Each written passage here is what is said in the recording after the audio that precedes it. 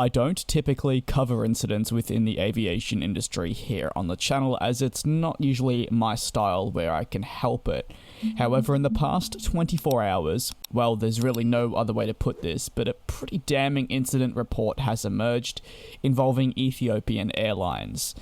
A Boeing 737-800 registered as ET-AOB was completing a routine flight through to Addis Ababa International Airport. However, both pilots at the controls of the 737 fell asleep while operating the said flight.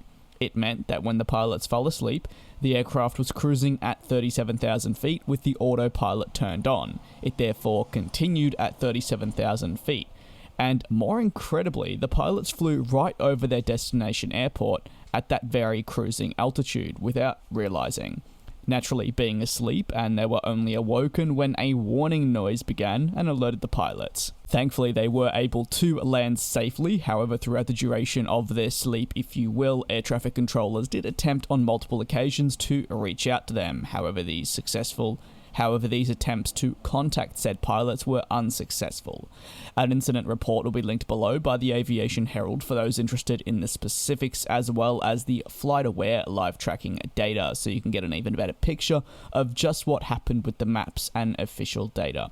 The incident has been labelled as many as an interesting one, and as you know, I'm not going to share my opinion here on the channel, especially not on something like this. I'll always try and present you with the facts, and at the moment there aren't too many, but there is an angle that I've seen quite a lot of people mention and I think is very valid. Fatigue in our aviation sector. It's a massive concern, especially since the pandemic. Employees have been worked through the roof at carriers worldwide. Companies are severely understaffed and therefore employees are working overtime in their various positions, completing the job of multiple in some instances.